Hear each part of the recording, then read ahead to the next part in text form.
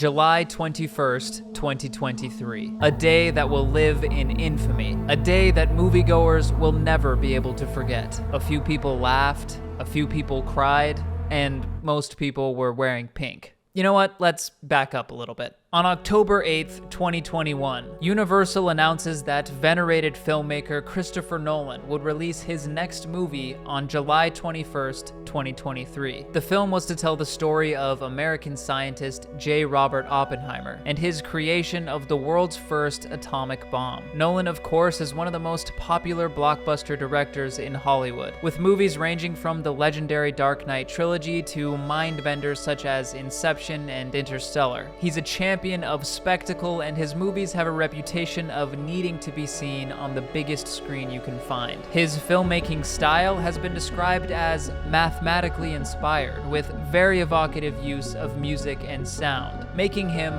the perfect director to tell the heavy story of the first atomic bomb. The film casts Cillian Murphy in the titular role, an incredible actor known for his intensity and capacity for emotional nuance. Top this with the fact that he does actually look a bit like J. Robert Oppenheimer, and you've got yourself a perfect lead for this movie. So needless to say, the stars were aligning for this to be an amazing theatrical experience. Meanwhile, over at Warner Brothers, filmmaker Greta Gerwig is working on something a little different. A movie based on some toy dolls you've probably heard of. Barbie. Barbie dolls have been icons of fashion and beauty for decades. Known for their glamour and idealized appearance, Barbie is a staple of American culture, and traditionally very popular among young girls. At the time, Greta Gerwig only had 2 solo directorial ventures, both of which were nominated for Best Picture at the Academy Awards. And not to mention some other nominations she picked up as well, like Best Adapted Screenplay and Best Director. So her filmography is short, but it definitely packs a punch. She's best known for making smaller scale, more dialogue-driven films, and she's often praised for her ability to craft authentic and complex female protagonists, making her the most qualified director to tell the story of Barbie. The film taps Margot Robbie for the lead role, an actress who's not only very talented, but is also the pinnacle of human beauty. You could not pick a better actress to play this part. So Greta Gerwig's Barbie was shaping up to be something very special, alongside Christopher Nolan's Oppenheimer. But why am I even mentioning these two movies in the same breath? What is it that they could possibly have in common? A dark World War II film about what is arguably mankind's most disturbing innovation, and a bright film about the glamorous life of a character based on a toy doll. Well, on April 26th, 2022,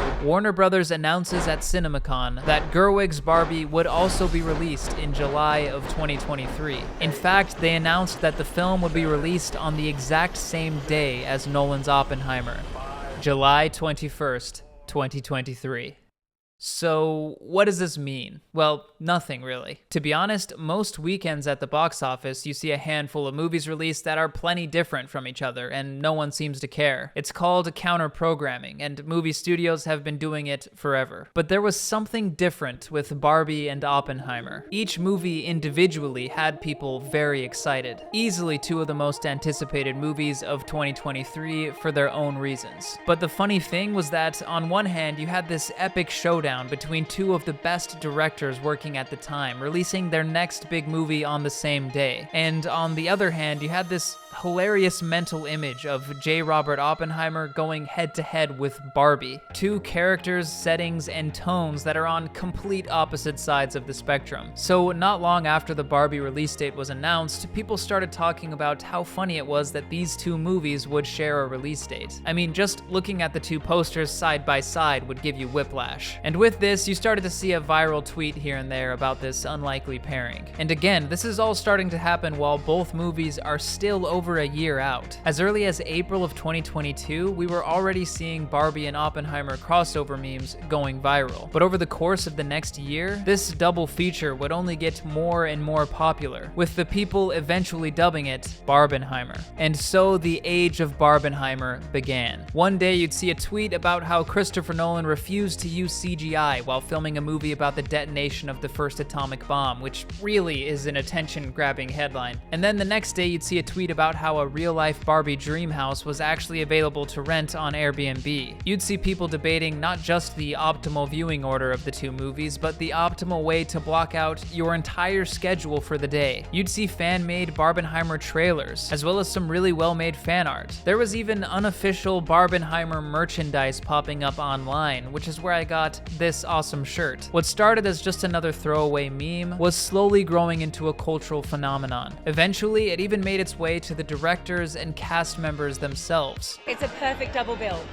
I think actually start your day with Barbie, then go straight into Oppenheimer, and then Barbie chaser. My suggestion would be Barbie first, Oppenheimer for lunch, and then a Barbie chaser. I mean, I'll be going to see Barbie 100%. I can't wait to see it. I think it's just great for the industry and for audiences that we have two amazing films by amazing filmmakers coming out the same day. And yeah, you spend the whole day in the cinema. What's better than that? Somebody showed me a video of Cillian Murphy saying like he'd see Barbie, and I was like, ah! Which of course spawned a whole new wave of Barbenheimer commentary, with people frequently pointing out that the fun-loving cast of Barbie was more likely to be aware of the meme and have fun with it, whereas Christopher Nolan and Cillian Murphy on the Oppenheimer side of things were a bit more straight-laced. Leading up to the 21st, we saw Margot Robbie and Greta Gerwig post a picture of them with their Oppenheimer tickets in hand, and seemingly out of the blue, we even got Tom Cruise posting pictures of him with both his Barbie and Oppenheimer tickets. What a time to be alive. Speaking of tickets, AMC actually confirmed that over 40,000 people had bought tickets for the Barbenheimer double feature, meaning they had tickets for both movies on the same day. Now that number might not sound that big, but remember that's just one theater chain. And also, a double feature like this is an entire day activity. Like, you gotta be committed to pull that off with no other plans for the day. But eventually, the great and terrible day of July 21st, 2023 came. And to no one's surprise, both movies were received spectacularly well. I mean, after all, this was part of the reason why the meme took off in the first place. We knew these movies were probably gonna be amazing. Now, I'm sure that there are people out there who are comparing the box office of these two movies or the Rotten Tomatoes scores or whatever. There are probably even people out there who have declared a winner and a loser of this once-in-a-lifetime event. But if you ask me, that's not what Barbenheimer was ever truly about. Depending on your specific pocket of the internet, your perception of the whole thing is probably gonna vary. But the way I see it, Barbenheimer was never a competition. This is what made it so beautiful and what inspired me to make this video. The story of Barbenheimer is the story of two auteur directors, each talented in their own way, making movies with world-class actors and telling stories with meaning.